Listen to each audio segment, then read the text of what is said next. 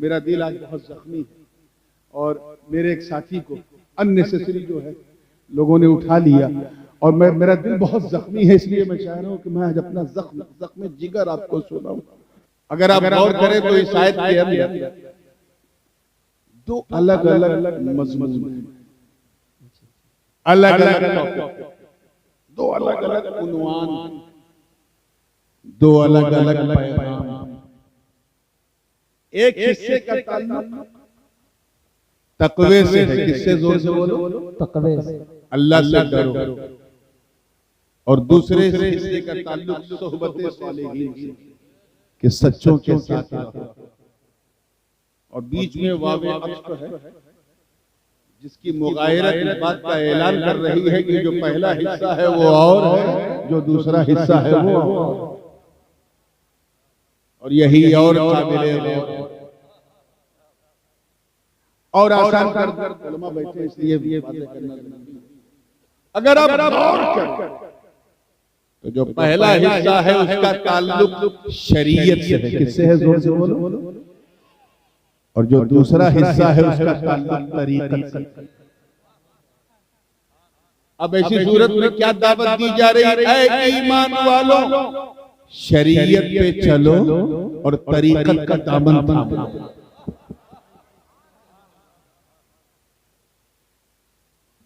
अल्लाह से डरो, यानी नमाज पढ़ो, रोजा रखो, हज करो, ज़कात दो, नेकियां करो, हराम से बचो, अम्र बिल मारूफ नहीं अनिल मुनकर के चलती फिरती एक पावर मशीन बन जाओ।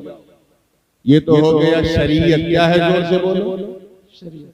और ये काफी क्योंकि एक ग्रुप है जो रोजा भी रखता है, हज भी करता है, ज़कात भी देता है और नमाज के लिए तो शहर शहर, नगर नगर, गली गली, गांव गांव जाकर गांव करते।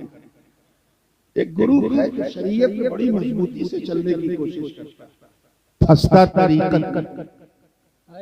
क्यों? पहली दावत तो कबूल करता है कि नमाज पढ़ेंगे, रोजा रखेंगे, हज करेंगे, ज़कात देंगे, लेकिन बस यही अल्लाह पाक क्या फरमा रहा है कि शरीयत में तो चलो, यानी अल्लाह से डरो, लेकिन ये काफी नहीं है, सच्चों का दामन भी थामो। यहाँ वो गड़बड़। एक बात और बताता हूं, थोड़ा उलमा की लज्जत, मंतकी नुक्ते नजर से अगर देखा जाए तो शरीयत और तरीकत में आम खास मुतलक की नहीं।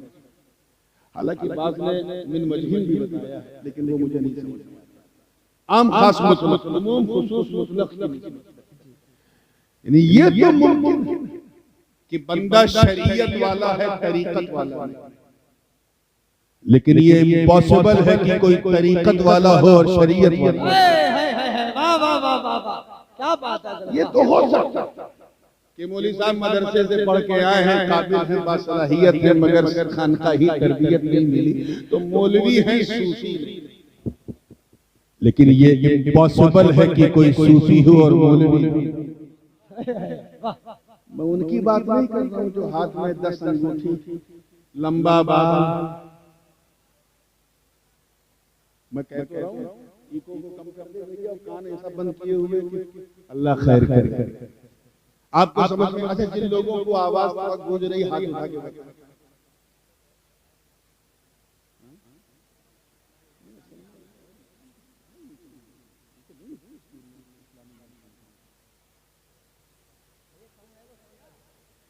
तवज्जो आई, क्या कर रही है?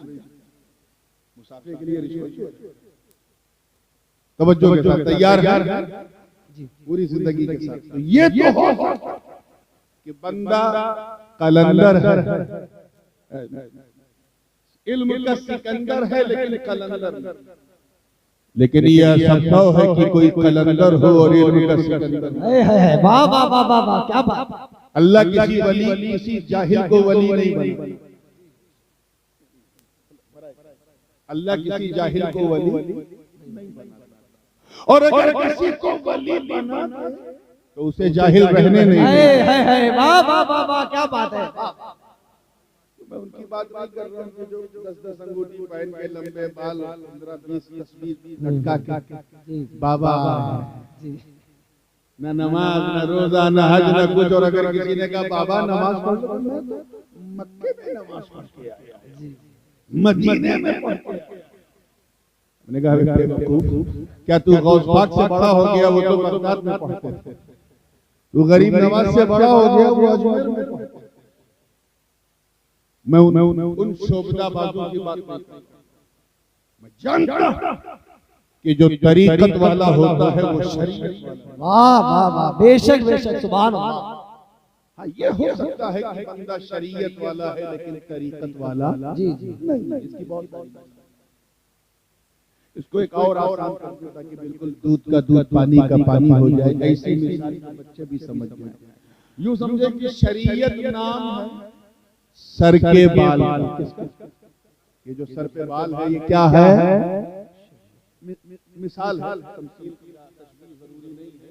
शरीयत नाम है सर के बाल और तरीकत नाम है उसमें जो मांग खींची जाती है। उसको संवारने के लिए जो लाइन बनाई जाती है, झाड़ा जाता है बाल को, और बीच में मांग होती है, वो क्या है? बोलो जोर से। तरीकत। तो ये तो हो सकता है कि सर पे बाल है, मांग नहीं। लेकिन क्या ये मुमकिन है कि मांग निकले और बाल ही नहीं? अरे कैच किया। तो ये तो हो सकता है कि बंदा आलिम है, आरिफ है, मगर ये इम्पॉसिबल है कि कोई आरिफ भी हो और आलिम। ये तो मुमकिन है कि बंदा अल्लाह को जानता है कि वो अहद है, समद है, लम यलिद है, वलम यूलद, वलम यकुल लहू कुफुवन अहद। अल्लाह को जानता, ये तो हो सकता है, पहचानता। लेकिन क्या ये मुमकिन है कि कोई अल्लाह को पहचानता हो और जानता हो? बिल्कुल के लिए अल्लाह पाक ईमान वालों, अल्लाह से डरो, यानी शरीयत पर मजबूती से अमल करो। और इसे काफी न समझो बल्कि तरीकत वालों का दामन। बेशक। सबसे पहले ये कहा गया कि डरो अल्लाह। ये डर भी बड़ी अजीब चीज है। जी जी बेशक। मनोवैज्ञानिक रूप से, नफ्सियाती तौर पे इंसान जिससे जितना डरता है उतना दूर भागता है। एक कान जिससे जितना डरता है उतना, बोलिए, दूर। मुंह में ठंडक लग रही है क्या आपको? सामने अगर आपके सांप आ जाए और हाथ में डंडा ना हो, क्या करोगे? बिल्कुल। सामने कोई बंदूक लेकर तान रहे और हाथ में आपके कुछ नहीं है, क्या करोगे? ये ह्यूमन साइकोलॉजी है, मनोवैज्ञानिक रूप से इंसान जिससे जितना डरता उतना दूर भागता है। अगले जुमले पे खास तवज्जो चाहूंगा। बंदा जिससे जितना डरता उतना दूर भागता, मगर सिर्फ अल्लाह का डर मेरे दोस्तों इतना कीमती, इतना अनमोल होता कि बंदा जितना अल्लाह से डरता जाता है उतना अल्लाह के करीब होता है।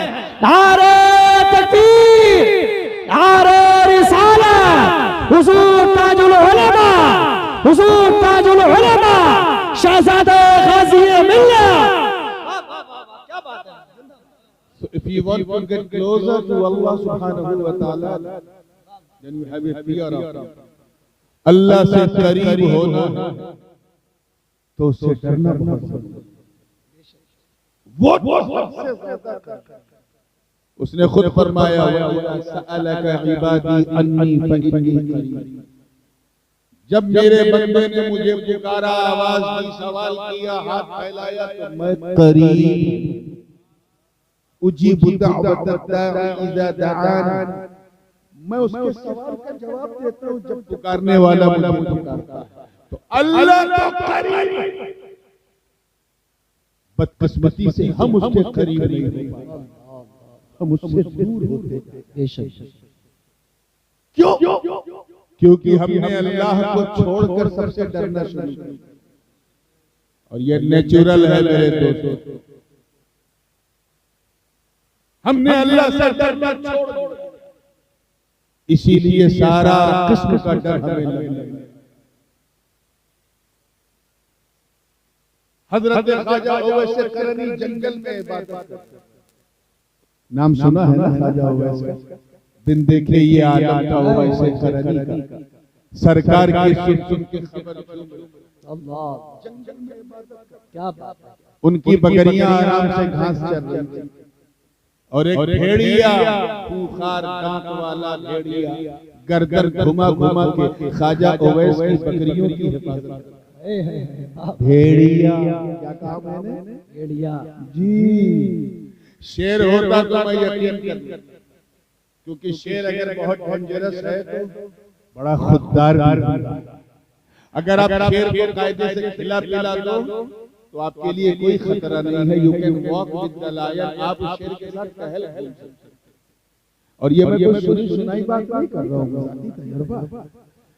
मैंने शेर को पेट भर के खिलाया, फिर उसके साथ 500 मीटर तक चला, आधा किलोमीटर। ये और बात है कि चलने के लिए जरा सीने में शेर वाला दिल भी है। वाह वाह वाह वाह वाह, क्या बात है। वो सबके बस का रोग नहीं। शेर होता तो यकीन कर लेता, लेकिन भेड़िया मेरे दोस्तों ऐसा दरिंदा होता कि अगर इतना खा ले कि गर्दन तक खाए, सांस लेने की गुंजाइश नहीं, और सामने अगर बकरी या भेड़ कुछ दिख जाए तो नोचेगा चाहे। और यहाँ मंजर अजीब, ख्वाजा ओवैस इबादत कर रहे हैं, बकरियां आराम से घास चर रही हैं और एक भेड़िया गर्दन घुमा घुमा के बकरियों की हिफाजत कर रहा है। एक राहगीर गुजर हुआ मुसाफिर को, जब उसने ये अद्भुत, अविश्वसनीय, अकल्पनीय, इनक्रेडिबल, अनबिलीवेबल, नाकाबिले यकीन मंजर देखा तो रहा न गया। पूछा, बाबा आपको इस भेड़िए से डर नहीं लगता? इस भेड़िए से डर नहीं लगता? तो ख्वाजा ओवैस ने मुस्कुरा के कहा, तू मेरी बात कर, मेरी बकरियों को भी इससे डर नहीं। वाह वाह वाह वाह वाह। सुन, पहले मैं इस भेड़िए से डरता, अब ये भेड़िया मुझसे डरता। अल्लाह के समझ में आया। वाह वाह वाह। सुन, जब तक मैं अल्लाह से नहीं डरता, इस भेड़िए से डरता था, जब से मैं अल्लाह से डरने लगा, ये भेड़िया मुझसे डरने लगा। नारे तकबीर, नारे रिसालत, हुजूर ताजुल उलमा, शहजादे गाज़ी मिल्लत। इसलिए मेरी कौम के ग़यूर सुन्नियों, अगर तुम चाहते हो कि हमारे समाज में छुपे हुए असामाजिक तत्व हमसे डरें, अगर तुम चाहते कि हमारे मुआशरे में छुपे हुए भेड़िए हमसे थपथपाएं, थरथराएं, अगर तुम चाहते कि इस्लाम मुखालिफ ताकतें हमारे उलमा पर हाथ रखने से पहले 100 बार सोचें, अगर तुम ये चाहते कि नामूसे रिसालत का झंडा बुलंद करने वालों ऐवाने कुफ्र में ज़लज़ला आ जाए, अगर तुम खुदा के दुश्मनों को डराना चाहते हो, तो बस अल्लाह से डरना शुरू करो। तुम अल्लाह से डरोगे, अल्लाह के दुश्मन तुमसे डरेंगे। नारे तकबीर, नारे रिसालत, नारे रिसालत, नारे रिसालत। वाह वाह वाह, क्या बात। मगर बदकिस्मती ये है कि हमने अल्लाह से डरना छोड़ दिया, छोड़ दिया। एक बात बताऊं, थोड़ी सी, जो लोग आजकल, तो क्या है, शर्म आती है कुछ लोगों को मुसलमान कहते हुए, लेकिन सच्ची बात यह है कि we are just like a photocopy of Muslim. बदकिस्मती से हम मुसलमान नहीं, हम मुसलमानों की फोटोकॉपी है। क्या हुजूर शेखुल इस्लाम अल्लामा मदनी मियां हफिज़हुल्लाह फरमाते हैं कि जिसमें पासे शरीयत न खौफे खुदा, न शरीयत का लिहाज न अल्लाह का डर, जिसमें पासे शरीयत न खौफे खुदा, वो रहा क्या रहा, वो गया क्या गया। एक तस्वीर थी जो मिटा दी गई। इधर कौन दानी बैठा हुआ जो बार बार बच्चों को भेज के डिस्टर्ब कर रहा है? कौन दानी है? बड़ी सखावत है तो खुद आ जाओ, बच्चों से डिस्टर्ब मत करो जलसे को। जिसमें पासे शरीयत न खौफ खुदा, वो रहा क्या रहा, वो गया क्या गया।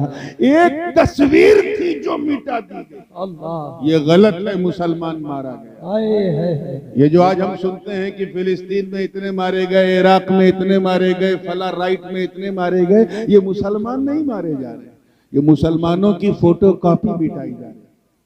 वी आर जस्ट लाइक, हम मुसलमान इसलिए हैं क्योंकि हम मुसलमानों की तरह दिखते हैं, उनकी तरह टोपी पहनते, और अब तो खैर पहनते कम, पहनाते ज्यादा, सैकड़ों को पहना देते हैं दिन में। हम इसलिए मुसलमान हैं क्योंकि हमारे अब्बा मुसलमान, हमारे दादा मुसलमान थे, हम मुसलमान के घर में पैदा हुए इसलिए हम मुसलमान हैं, और हमारे अंदर कोई खूबी नहीं। हम इसलिए मुसलमान हैं क्योंकि हमारी मुसलमानी हुई, खतना हुआ है, इससे बड़ी हमारे पास और कोई पहचान ही नहीं बची। हम इसलिए मुसलमान हैं क्योंकि हम लोग ईद की सवई खाना नहीं छोड़ते, मुहर्रम का खिचड़ा खाना नहीं छोड़ते, और रबीउल अव्वल की सबील पीना नहीं छोड़ते, और शबे बारात में कब्रिस्तान बाद में पहले हलवा खाना नहीं छोड़ते। हम इसलिए मुसलमान हैं कि हफ्ते में एक दिन से मुंह दिखाने के लिए अल्लाह के घर में चले जाते हैं और 2 रकत पढ़ के ऐसा भागते हैं जैसे कोई ट्रेन छूट रही हो। हम इसलिए मुसलमान हैं क्योंकि हमारा नाम हिंदी या संस्कृत में नहीं रखा गया, हालांकि वो भी रखना जायज था। हमारा नाम हमारे माँ बाप ने उर्दू में, फारसी में, अरबी में रखा, इसलिए हम मुसलमान हैं और हमारी कोई पहचान नहीं। हमने मलेशिया और इंडोनेशिया के मुसलमानों की कॉपी नहीं की जिन्होंने अपनी मकामी भाषा में लोगों का नाम रखा, पहचान ही छूट गई। किसी भी मुसलमान का नाम प्रकाश रखा जा सकता है, कमल रखा जा सकता है, सुरेंद्र, धर्मेंद्र रखा जा सकता है, मगर हमारे बुजुर्गों ने नहीं रखा। अब मिक्सिंग हो रही, पहचान नाम से हो रही। हम सिर्फ इसलिए मुसलमान हैं क्योंकि हमारा नाम उर्दू फारसी में रखा गया। याद रखना, गुरैर के गयूर मुसलमान, हम वो मुसलमान नहीं जिन्होंने बदर, उहद, खैबर और खंदक में परचम इस्लाम को लहराया। अल्लाह अल्लाह, अरे हम वो मुसलमान नहीं, हम तो वो मुसलमान थे जिन्होंने अंताकिया की कलीसाओं में घुस के अजान दे दी। हम तो वो मुसलमान थे जिनके तसव्वुर से कैसर और किसरा के ऐवान में जलजला आ जाता था। हम तो वो मुसलमान थे जिनका नाम सुनकर रुस्तम और सोहराब का मैदा खराब हो जाता है। हम तो वो मुसलमान थे जिनका चेहरा देखकर बैतुल मक़दिस का पादरी कुद्स की चाबी कदमों में रख दे। हम तो वो मुसलमान थे जिन्होंने दरियाए नील की रवानी को सिर्फ एक लेटर लिखा था तो रवानी का मिजाज बदल जाए। हम तो वो मुसलमान थे जो नबी के वजू के कतरे को भी जमीन पे गिरने नहीं देते थे। हम तो वो मुसलमान थे जिन्होंने एक इशारा पाकर मक्के से मदीने की तरफ हिजरत कर ली। अरे हम तो वो मुसलमान थे जिन्होंने बदरो हुनैन में, तवज्जो रहे, बदरो हुनैन में रिश्तेदारों के मुकाबले तलवार उठाया और ऐलान कर दिया कि हम रिश्तेदारी नहीं मुस्तफा की वफादारी देते हैं। नारे तकबीर, नारे रिसालत, नारे हैदरी, नारे गौसिया, हुजूर ताजुल उलमा, वाह वाह वाह, जिंदाबाद। हम तो वो मुसलमान थे, मैं अपने नौजवानों की तवज्जो चाहूंगा, वो मुसलमान थे कि नई नवेली शादी, नई नवेली दुल्हन, सुहाग की रात है, कान में अर्रहील की सदा आई तो अपनी नई नवेली दुल्हन को उसी सुहाग की रात सुहाग के बिस्तर पे छोड़कर घोड़े की नंगी पीठ पर बैठकर मैदाने क़िताल में उतरकर अपने प्राणों की आहुति दे दे। हम वो मुसलमान थे जिनके तसव्वुर से, जिनका चेहरा देखकर लोग खुदा को याद कर ले। अरे हम वो मुसलमान थे कि जब फतेह कादिसिया के लिए हमारे सहाबा ने जब मैदाने कारजार को पार किया तो सामने दरियाए दिजला आ गई, दरिया की लहरें उफान पे थी, मगर साद इब्न अबी वक्कास के साथियों ने परवाह न की और अपने घोड़ों को उसी दरिया में उतार दिया। इस मंजर को देखकर हूरो खिलमा भी हैरत में, शायर मशरिक को भी कहना पड़ा कि दश्त तो दश्त है, दरिया भी न छोड़े हमने, बहरे जुल्मात में दौड़ा दिए घोड़े। नारे तकबीर, नारे रिसालत, शहजादे गाज़ी मिल्लत, हुजूर ताजुल उलमा, हुजूर ताजुल उलमा जिंदाबाद। बहुत अच्छा, बहुत। हम तो नाम के मुसलमान हैं, प्रैक्टिकल मुसलमान नहीं, एक्टिंग मुसलमान हैं। मुसलमानों की तरह हम एक्ट करते हैं, प्रैक्टिकल में हम मुसलमान नहीं हैं। मैं ज्यादा दूर नहीं जाऊंगा, सिर्फ 100 साल पहले मैं एक मुस्तशरिक थी, एक किताब नेट पे पढ़ रहा था, वो मुसलमान हो गया कुरान पढ़ते पढ़ते। पहले तो उसने कुरान पढ़ना शुरू किया उसमें कीड़े निकालने के लिए, मगर उसे मोती और हीरे दिखने लगे। कीड़े तो उसके दिमाग में थे, वो निकल गए और उसकी जगह कुरान से निकलने वाले मोतियों मरजान उसे मिले। तो उसने बड़ी लंबी तफसीली किताब लिखी, how I become Muslim, English में वो बुक है।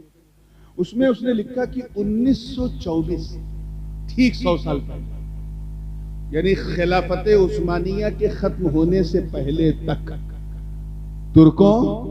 तुम तुर्कों की हिस्ट्री बता रहे, 19 खिलाफत उस्मानिया खत्म होने से पहले तक मुसलमान झूठ नहीं बोलते थे, किसी को धोखा नहीं देते थे, सूद नहीं खाते थे, शराब तो छोड़ो किसी का पानी भी बगैर इजाजत के नहीं पीते थे, इतने सच्चे थे।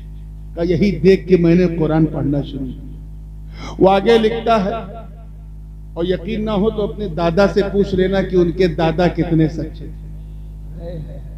झूठ बोलते ही नहीं थे। वो लिखता है कि हमारी क्रिश्चियन कम्युनिटी में जब कोई इंसान बहुत ज्यादा सच बोलता था, हमेशा सच बोलता था, तो लोग उसको शक की नजर से देखते थे कि क्या बात है भाई, सिर्फ सच बोल रहा है, कहीं मुसलमान तो नहीं हो गया। ज्यादा दूर नहीं, सिर्फ 100 साल पहले, सिर्फ 100 साल पहले हम ऐसे मुसलमान थे। और आज बहुत बदकिस्मती के साथ कहना पड़ रहा है, आज जो सबसे ज्यादा झूठ बोले वो हम, जो सबसे ज्यादा धोखा दे वो हम। इतनी खूबसूरत इबादत नमाज है, लेकिन जो उसका मजाक उड़ाए वो हम हैं। जो सूद खाए अक्सर हम, शराब पीने वाले, स्मोकिंग करने वाले, न जाने कितने तरह के नशे करने वाले मुसलमान आज हम में। अपने धड़कते हुए मोमिन दिल पे हाथ रख के ईमानदारी से बताओ, क्या हम इस लायक हैं कि हमें अच्छा मुसलमान कहा जाए, अच्छा उम्मती कहा जाए? हम तो ऐसे मुसलमान। आज अगर 4 पैसा कमाने के लिए झूठ भी बोलना पड़ जाए, बहुत हौसले से हमारा नौजवान बोलता, रात दिन शराब कबाब शबाब में गुजारता, सुबह शाम उठते बैठते हरामकारी करता है। पहले हराम काम करने के लिए घर से बाहर जाना पड़ता था, अब तो मोबाइल आ गया, घर ही में हरामकारी हो रही है। तुम्हारा बेटा, तुम्हारी जवान बेटी रात की सर्दी में रजाई के अंदर मोबाइल का कैसा इस्तेमाल कर रही है, किससे चैटिंग कर रही है, हमें नहीं पता। आज हम ऐसे मुसलमान, अब अगर हमारी ऐसी दुर्गत हो गई तो इसके जिम्मेदार सिर्फ हम हैं। अल्लाह पाक का इरशाद है, तवज्जो से सुनो। मैं, जो लोग नारे तकबीर और रिसालत वाली तकरीर बहुत सुनने की आदी हैं, मैं उनसे बड़ी माजरत, मेरा दिल आज बहुत जख्मी है। और मेरे एक साथी को अननेसेसरी जो है लोगों ने उठा लिया, और मेरा दिल बहुत जख्मी है, इसलिए मैं चाह रहा हूं कि मैं आज अपना जख्म जिगर आपको सुनाऊं। कितनी प्यारी उम्मत हुआ करती थी ये, और आज हम क्या हो गए। इस तरफ इस जहन को रखो अजीजाने मिल्लत, हम ऐसे मुसलमान। हज्जाज बिन यूसुफ का तो नाम सुना होगा, कितने लोगों ने सुना है, जरा हाथ उठाए, जिन्होंने सुना से वही उठाए। है 10-15 लोग हैं। हज्जाज बिन यूसुफ गिरा, बड़ा क्रूर शासक था, बसरा का गवर्नर था, हाकिम था, बल्कि यूं कहा जाए बसरा का बादशाह था। बनी उमैया के जमाने में सबसे क्रूर शासक ये था। इतना जालिम था कि यजीद भी इसके जुल्म को देख के शर्मा जाए। सहाबा और ताबईन के खून से अपने हाथों को रंगने वाला हज्जाज बिन यूसुफ ऐसा जालिम था कि जिस गुरु ने उसे आशीर्वाद दिया था, उसी गुरु को कुर्सी से उतार के उसकी कुर्सी पर बैठ। हज्जाज बिन यूसुफ ऐसा जालिम कि गुरुजी के जमाने में जो सिक्का चलता था ना, उसको डिमोनेटाइज करके नोटबंदी करके अपने नाम का सिक्का चलाने लगा। ऐसा जालिम था। उलमा मशाइख जो जुमा में वहां तकरीर करते थे, उनको मजबूर कर दिया था कि खुतबे में मेरा खुतबा पढ़ो, और अगर कोई मुफ्ती या मौलाना या इमाम नहीं पढ़ता था तो उसकी दाढ़ी खिंचवा लेता था। पूरी मिशनरी को अपने कंट्रोल में कर लिया। कोई उसके खिलाफ बगावत का अलम उठाता था तो हुकूमत की एजेंसीज उसके खिलाफ लगा देता था। मैं हज्जाज बिन यूसुफ की बात कर रहा हूं, आपको दिमाग अपना इधर उधर ले जाने की जरूरत नहीं, और जा रहा है तो जाने दो, रोकता कौन? इतना बड़ा जालिम था, इतना बड़ा जालिम था हज्जाज बिन यूसुफ। बस एक नेक काम उसने किया था, बहुत बड़ा काम। ऐसा नहीं कि जालिम कोई अच्छा काम नहीं करते, एक बहुत अच्छा काम किया, और अगर अल्लाह उस काम की वजह से उसे बख्श दे तो अल्लाह का फजल है, और ना बख्शे तो उसका आदल है। और वो नेक काम ये था कि उसने India, Pakistan, Bangladesh, Sri Lanka, southern India और मिडिल ईस्ट के कुछ अजमी मुल्क, और उधर मावराउन नहर में जो तुर्कों के मुल्क हैं, उज्बेकिस्तान, कजाकिस्तान, तुर्कमानिस्तान, यहाँ के मुसलमानों के लिए इसने कुरान पाक में एराब, नुक्ते, जबर, जेर लगा दिए। ये वो काम है जिसके सहारे हमने पहचान लिया कि ये बा है, ये ता है। नहीं तो जिस पे 2 नुक्ता उसे ता समझते हैं, जिस पे 1 नुक्ता उसे बा समझते हैं, उसमें पहले कुरान में कोई नुक्ता ही नहीं। तो ये उसने एक बड़ा काम किया, लेकिन इतना जालिम। उसके बारे में एक मैंने यहां तक सुना है कि कोई कबूतर अगर हवा में उड़ता था, पहले जमाने में खत किताबत कबूतरों के जरिए होती थी, तो वो पता लगाता था ये अगर हमारे महल से नहीं उड़ा है तो उड़ते उड़ते उसी कबूतर को मार दिया जाता था, ताकि ये जो प्रचारो प्रसार है ये इधर से उधर न जाए। यानी पूरे सूचना प्रसारण को अपने कंट्रोल में रख लिया था। आज की जबान में कहा जाए तो पूरा मीडिया अपनी जेब में रख लिया था। ऐसा था कौन? जोर से बोलो। हज्जाज बिन यूसुफ। इतना जालिम। ख्वाजा वैसे ख्वाजा हसन बसरी रहमतुल्लाह अलैह का एक मुरीद उनकी बारगाह में आया, रो रो के अर्ज करने लगा, हुजूर, ये आज से 1400 बरस पहले की बात है, पौने 1400 बरस पहले। हुजूर, ये अल्लाह इस हज्जाज बिन यूसुफ को कुर्सी से उतार क्यों नहीं देता? ये इतना बड़ा जालिम सफाक धड़ल्ले से जुल्म कर रहा है, इस हज्जाज नामी शैतान को अल्लाह उतार क्यों नहीं देता? इतना कहा था हजरत ख्वाजा। तवज्जो चाहूंगा, ये जुमला जाया हो गया तो पूरा जलसा जाया हो गया। कहां बोलना है वो वक्त भी तय कर लिया करो। हज्जाज बिन यूसुफ इतना जालिम। ख्वाजा हसन बसरी ने सर उठाया और पुरजलाल लहजे में कहा, सुन, यही पूछ रहा है ना कि अल्लाह इसे उतार क्यों नहीं देता? सुन, मा जा अल हज्जाजु इल्ला बिदुनूबिना। हज्जाज बिन यूसुफ सिर्फ हमारे गुनाहों की वजह से हमारे सर पे बैठा। कुछ पल्ले पड़ रहा है?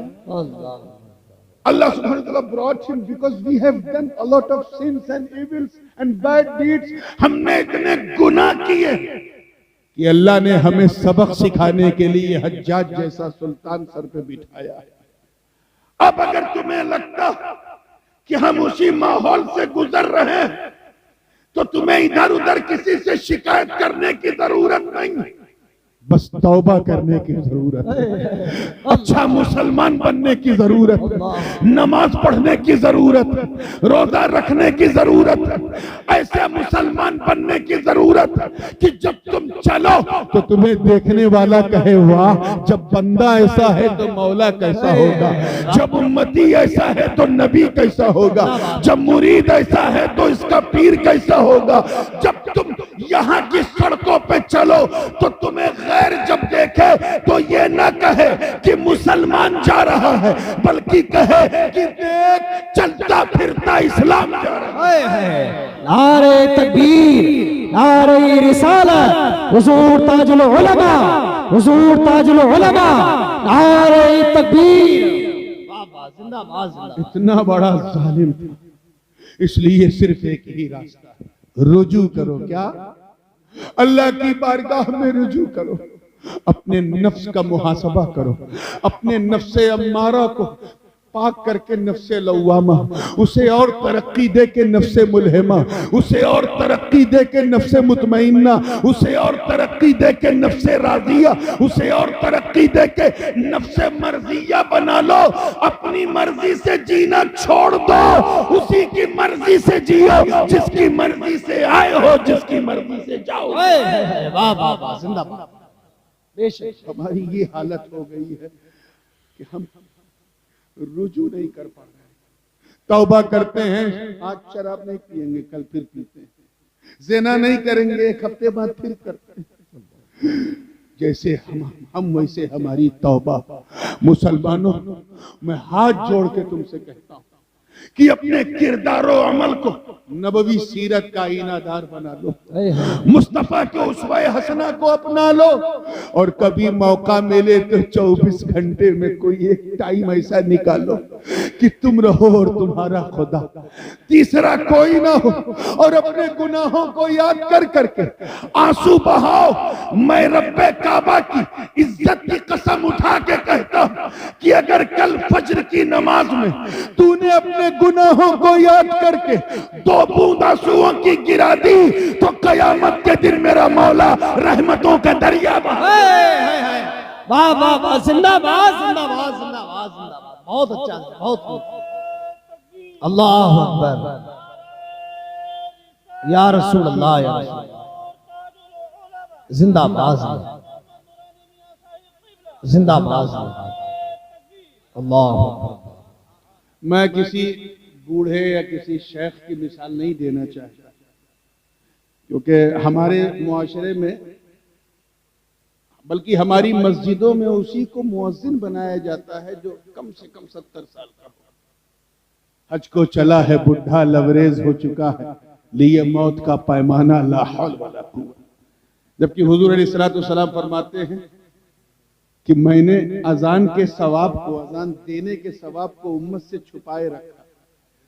इतना सवाब है कि अगर बता दूं तो उम्मत एक दूसरे से सबकत करने के लिए झगड़ा करेगी, क़िताल करेगी कि मैं अजान दूंगा।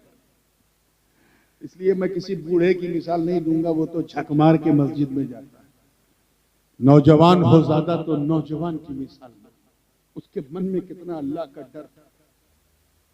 एक नौजवान 20-22 साल का, बिल्कुल गबरू कड़ियल जवान, अपनी कौम का सिपह सालार, निकल पड़ा, चलता रहा, दरिया के किनारे चल रहा था। उसके पास जितनी भी उसकी गठरी में, पोटली में जितना साजो सामान खाने पीने का था, वो सफर की लंबाई में खत्म हो गया। आगे चल के भूख लगी, नौजवान ने देखा खाने को कुछ नहीं, सफर करता रहा फिर, और भूख की शिद्दत ने उसे तंग किया। अल्लाह की रहमत को जोश आया, देखा खजूरों का नखलिस्तान नजर आया। दिल में ख्याल आया, चलो खजूर खा के, पानी तो है, बस खजूर खा के मैं अपनी भूख मिटा दूं। जैसे ही खजूर के दरख्त के करीब पहुंचा, रुक गया। अंदर ही अंदर आवाज आई, इसका मालिक तू है नहीं तो खाएगा कैसे? अल्लाह देख रहा, अल्लाह देख रहा है। यही तकवे का पहला जीना है कि अल्लाह देख रहा है। नहीं खाया, चलता रहा। भूख की शिद्दत से आंखों के सामने अंधेरा छाने लगा, लड़खड़ा लड़खड़ा के नौजवान गिरने लगा। सामने मुर्दार चिड़िया दिखी, सोचा लो इसे भून के खा लूं, क्योंकि जान बचाने के लिए मुर्दार उस हद तक खा सकते हैं जिस हद तक जान बच जाए, ये नहीं कि उससे पेट भरना है।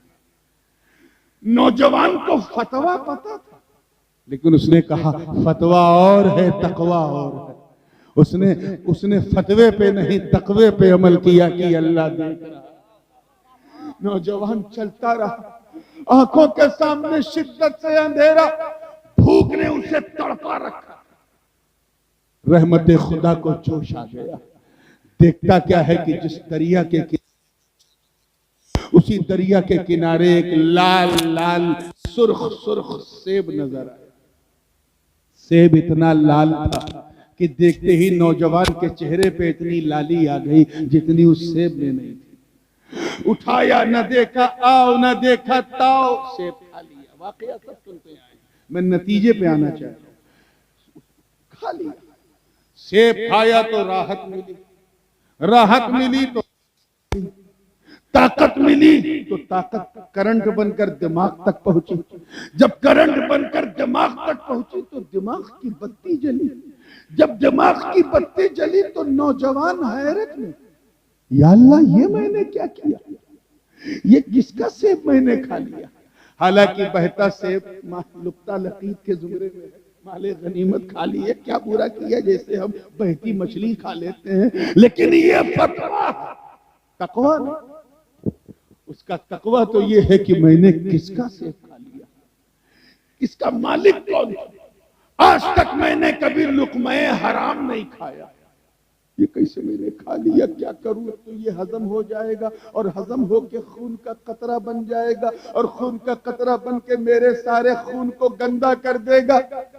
जरा उस नौजवान के तकवे को देखो। गुरेर वालों, मुरादाबाद, संभल वालों, दिल्ली जाते हो, KFC में चिकन खाते हो ना, मैकडोनाल्ड में पिज्जा बर्गर खाते हो, क्या सोचते हो कोई देख नहीं रहा है? अल्लाह देख रहा है। वो सेब खाकर लड़का नौजवान बेचैन है, क्या करूं? रोने लगा, ए अल्लाह, इसके मालिक से मुझे मिला दे ताकि सेब हजम होने से पहले मैं इसका कोई इस मसले को हल कर सकूं, अपना खून पाक कर सकूं। फिर दिल में ख्याल आया कि हो ना हो, जिस रुख से ये सेब बहता हुआ आया है, चलो उधर चलते हैं, शायद कोई सुराग मिले। वो नौजवान चलता रहा, मीलों का सफर तय करते करते करते करते देखता क्या है कि एक पेड़, एक दरख्त सेब का, उसकी एक टहनी जो है वो सतह आब से बिल्कुल टच है पानी से, उसमें 4-5 लाल लाल सेब लटके हैं। नौजवान के मन में फौरन ख्याल आया, हो ना हो ये जो सेब मैंने खाया है ये इसी टहनी से टूटा होगा, चलो अंदर चलते हैं, शायद बागबां इसका माली मिल जाए, इससे पहले कि सेब हजम हो के खून बन जाए उसका पांव पकड़ के माफी मांग लूंगा। नौजवान अंदर आया, जोर से बोला, कोई है, कोई है? देखता क्या है कि एक बाबा हाथ में डंडा लिए, ज़ईफ है, शेख फानी है, हाथ में डंडा लिए है। कहा, हाँ बोलो, मैं हूं। कहा, बाबा आप इस बाग के मालिक हो? कहा, मैं मालिक। कहा, बाबा मुझे माफ कर दो, मैंने बहुत बड़ा जुल्म कर लिया अपनी जान पे। कहा, क्या किया बेटा तुमने? कहा, मैंने आपकी इजाजत के बगैर आपके बाग का सेब खाया। कहा, मेरी इजाजत के बगैर मेरे बाग का सेब? अरे जब कोई आया नहीं तो तूने खाया कैसे? तो नौजवान ने पूरा किस्सा सुनाया कि मैं भूख की शिद्दत से परेशान था, न खजूर खाई न ये खाया, अंधेरा आया, गिर गया, लौट गया, फिर खड़ा हुआ, उसके बाद ये सेब नजर आया, सेब खाया, जैसे ही दिमाग की बत्ती जली ख्याल आया कि इजाजत दिए बगैर खाया, फिर सोचा अगर ये हराम का लुकमा खून का हराम कतरा बन गया तो मेरे शरीर के सारे खून को गंदा कर देगा। फिर उल्टे इसी पैर लौटा और चलते चलते मैंने ये टहनी देखी, ये दरख्त देखा, ये सेब देखे, आपको देखा, बाबा माफ कर दो। इतना सुनना था तब तक उस शेख का, उस बाबा का माथा ठनका। ओ, ये 21-22 साल की उम्र में इतना अल्लाह का डर, तवज्जो, इतना अल्लाह का डर। मन ही मन में सोचा ये तो बहुत ऊंची चीज है। शेख ने कहा, बेटा तूने जुल्म तो किया, गुनाह किया, इतनी आसानी से तुझे नहीं छोड़ूंगा, मेरी एक शर्त है। नौजवान ने कहा, बाबा पहले माफ करो, मैं आपकी हर शर्त मानने को तैयार हूं। बाद रवायात में आया कि उस नौजवान ने कहा कि मैं कहो तो आपका सारी जिंदगी गुलाम बनने को तैयार हूं। मैं आपका कपड़ा धोऊं, बिस्तर बिछाऊं, आपके घर आपका सेवक बन के रहूंगा, लेकिन माफ कर दो। शेख ने, बाबा ने कहा नहीं, ये सब नहीं करना, बस मेरी बेटी से तुझे निकाह करना। आज का ये नौजवान होता है, ये फेसबुक इंस्टाग्राम एक्स वाला, तो कहता है बाबा मैं माफी मांगने आया हूं, आपका दामाद बनने नहीं आया। मगर उस नौजवान के तकवे को सलाम, उसे जल्दी थी कि जल्दी माफी मिल जाए। उसने कहा बाबा गवाह रहना, मैं आपकी बेटी से शादी को तैयार हूं, बुला अपनी बेटी को, मैं अभी निकाह करता हूं। तब तक उस शेख ने कहा देख, ऐसा ना हो कि तू बाद में ये कहे कि बूढ़े ने धोखा दे दिया, ऐसी बेटी थमा दिया, इसमें ये कमी वो कमी, इसलिए सुन मैं सारी कमियां खुद बता दूं ताकि बाद में धोखा ना रहे। मेरी बेटी जिससे तेरी शादी होगी वो आंखों से अंधी, अच्छा, और सुन कान से बहरी है, अच्छा, और सुन मुंह से गूंगी भी है। नौजवान ने कहा अच्छा, और सुन हाथ से लूली भी है, और सुन पांव से लंगड़ी भी। आज का ये नौजवान होता जो बाइक को ऐसे ऐसे चलाता है तो कहता हे अल्लाह ये मॉडल तूने मेरे ही लिए बचाए रखा था, जो अंधी भी हो, बहरी भी हो, गूंगी भी हो, लूली भी हो, लंगड़ी भी हो। मगर नफ्स तो सबके पास होता है ना। एक लम्हे के लिए उस नौजवान को भी झटका लगा कि मैं ऐसी औरत से शादी करूं जो मेरी लाइफ पार्टनर बन ही नहीं सकती, जो खुद बेसहारा हो, मेरा सहारा क्या बनेगी। अंधी हो, बहरी है, गूंगी है, लंगड़ी है, लूली है। झटका लगा नौजवान, लेकिन अल्लाह का डर उस पर गालिब। उसने कहा बाबा गवाह रहना, बस तुम मुझे अभी माफ करो, अभी माफ करो, मैं तेरी अंधी, बहरी, गूंगी, लूली, लंगड़ी बेटी से शादी को तैयार हूं। इतना होना था। मुख्तसर से माहौल में शादी हो गई, मुख्तसर सी महर के साथ अदा हो गई। शबे ज़िफ़ाफ़ है, सुहाग की रात है। शेख ने नौजवान की पीठ पे हाथ रखा, कहा जा बेटा, तेरी बीवी मेरी बेटी तेरा इंतजार कर रही है। दरवाजे के करीब नौजवान पहुंचा तो रुक गया। अंदर ख्याल आया कि ये तो अंधी, बहरी, गूंगी, लूली, लंगड़ी है, मगर सलाम करना तो नबी की सुन्नत है। मैं सलाम करूंगा चाहे वो जवाब दे न दे। जैसे ही दरवाजा खोला तो एक आहट महसूस हुई। सलाम किया तो अंदर से जवाब मिला, और देखा क्या कि ना वहां कोई अंधी, न कोई बहरी, न कोई लूली, न कोई लंगड़ी, बल्कि ऐसी खातून जैसे लग रहा था जन्नती हूरों ने किसी दोशीज़ा का श्रृंगार किया। चेहरा ऐसा चमक रहा था जैसे बदरे मुनीर ने बलाएं ले ली हो। आज का नौजवान होता तो सोचता, लगता मैं गलती से दूसरे कमरे में आ गया, चलो मैं अपनी बीवी के पास बाद में जाऊंगा, पहले यहाँ टाइम पास कर लूं। मगर उस नौजवान के तकवे को सलाम, जब उसने ये मंजर देखा तो भागा और शेख का हाथ पकड़ा। अब अदब अदब किनारे, सीधे हाथ पकड़ा, कॉलर पकड़ा। बाबा अब तो मुझ पर रहम नहीं आता। क्या हुआ? एक गुनाह किया था, सेब खाकर तो अंधी, बहरी, गूंगी, लंगड़ी से शादी करनी पड़ी। अगर ये दूसरा गुनाह हो जाता तब तो मैं अपने आप को भी माफ नहीं कर पाता। कुछ तो मुझ पर रहम करो। आपने कहा अंधी, बहरी, ये तो ऐसा लगता है जैसे जन्नती हूर कोई बैठी हो। चेहरा ऐसा था, इस चश्मे फलक ने ऐसी खूबसूरती न देखी हो। मुझे मेरी बीवी के कमरे में ले चलो जहां मेरी बीवी अंधी, बहरी, गूंगी, लंगड़ी बैठी है, मेरा इंतजार कर रही होगी, मैं वहां जाऊंगा। इतना सुनना था। तब तक उस शेख ने, किसने? हजरत अब्दुल्ला सोमरी ने उस नौजवान की पीठ थपथपाई। किस नौजवान की?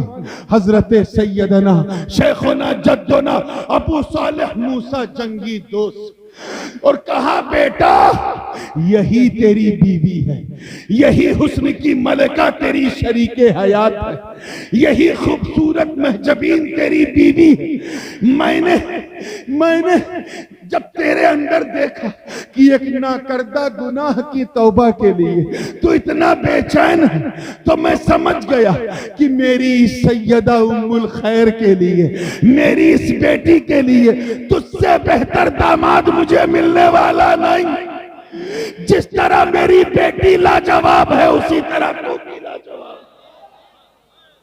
तो जब हजरत अबू सालेह मूसा जंगी दोस्त जैसा बाप हो और जनाबे सैयदा तैयबा उम्मुल खैर जैसी माँ हो, अरे जब इन दो अनमोल रत्नों का मिलन होता है, मिलन, तब जाके गौसे आजम का जन्म होता है, जन्म।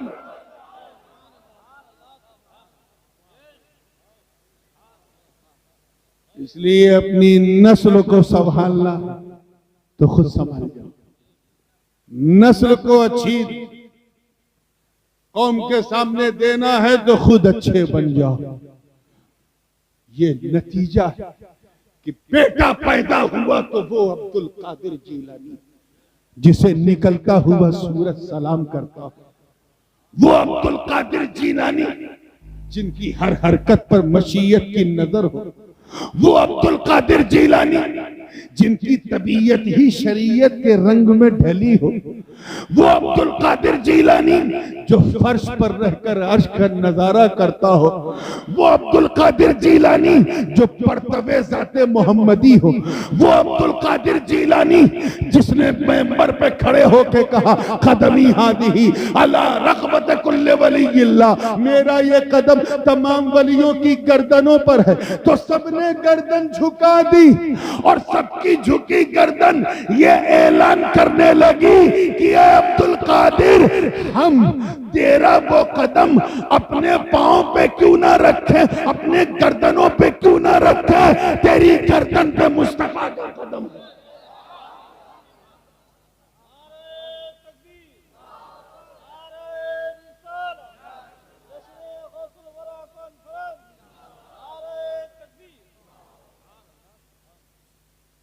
और सुनिए, मैं समझता हूँ कि ठंड काफी बढ़ गई है। मैं सिलसिले गुफ्तगू को, क्योंकि उतना ही खिलाना चाहिए जितना हजम हो जाए, बदहजमी ना हो। इजाजत है 2-4-5 मिनट और, या इसलिए कि जो दूसरा हिस्सा है तरीकत वाला, अगर उस पर हमने कुछ नहीं कहा तो सब गड़बड़ हो जाए। वकूनू मा सादिकीन, और सच्चों के साथ हो जाओ, हो जाओ। इसकी कई एक मिसालें हैं, एक आसान मिसाल देके बात को फिनिश करूंगा।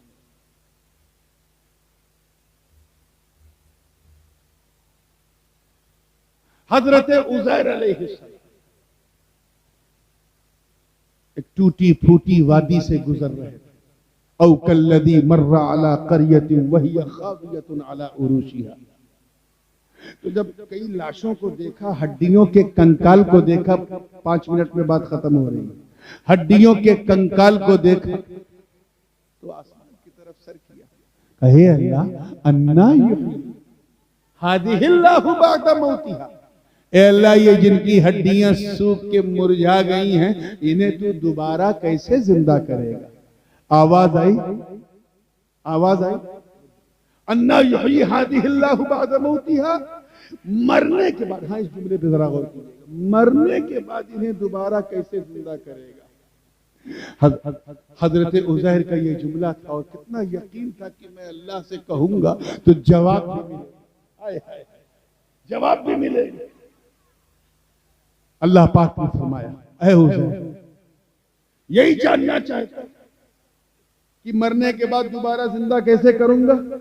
सुन, फ़अमातहुल्लाहु मिअता आम, 100 साल तक हजरत उज़ैर पर मौत तारी कर दी। जोर से बोलो, कैसे साल तक? मौत समझते हैं ना? हाँ?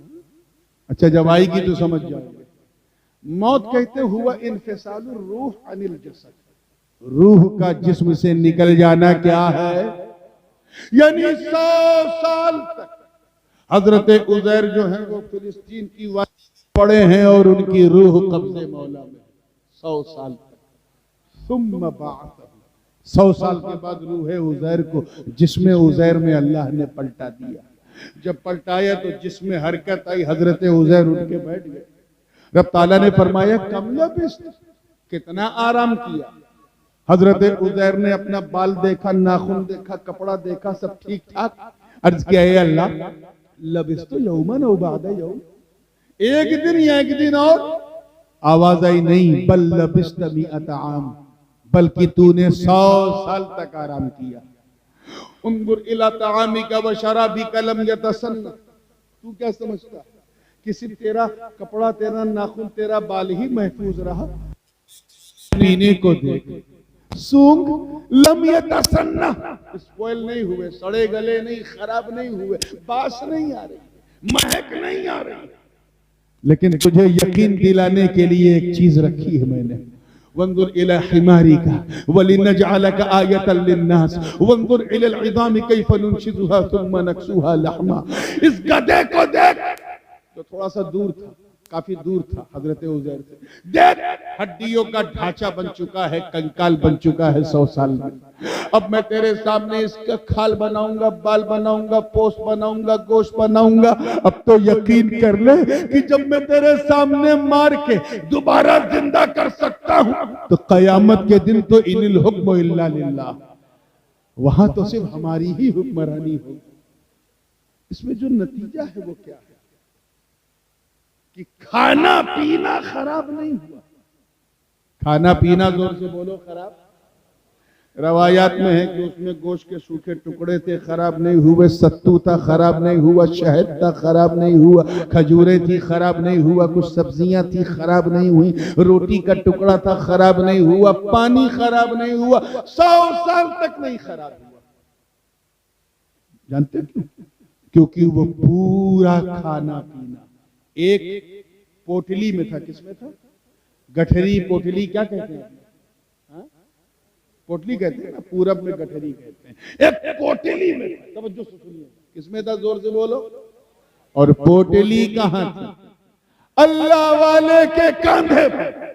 कैच करो यार, सो लेना बाद में। अल्लाह वाले के, अल्लाह की शान देखो, अल्लाह ने अल्लाह वाले को बचाया। अल्लाह वाले की सोहबत और कुर्बत ने बेजान दानों और बेजान खानों को बचाया। और ये गधा सोहबत से दूर, कुर्बत से दूर था, सड़ भी गया, गल भी गया। अरे समझो यार।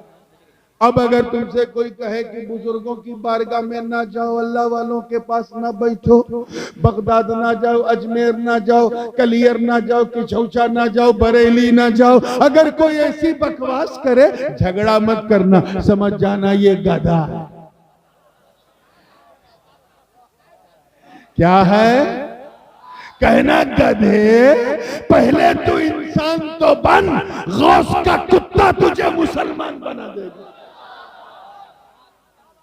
आप जरा सोचो कि जब साथ रहने का फैज, ये सोहबत का फैज कि सच्चों के साथ होने से जब बेज़बान दाना और बेज़बान खाना 100 साल तक नहीं बिगड़ सकता, तो वो सुन्नी भी नहीं बिगड़ेगा जो दामने अब्दुल कादिर जीलानी ताम के। मौला करीम हम सबको गौसे आजम की निस्बत का फैज अता फरमाए। इंशाअल्लाह फिर 18 तारीख को, थोड़ा कम ठंडक रहेगी, यूसुफपुर नगलिया में 18 को इंशाअल्लाह मुलाकात होगी। मौलाना हसनैन साहब ने मोहर लगा दी, ये रहेंगे इंशाअल्लाह। तो बिल्कुल आना है इंशाअल्लाह, और बिल्कुल पूरे हौसले से इंशाअल्लाह। रात भी होगी, अपनी बात भी होगी। वाखिर दावाना।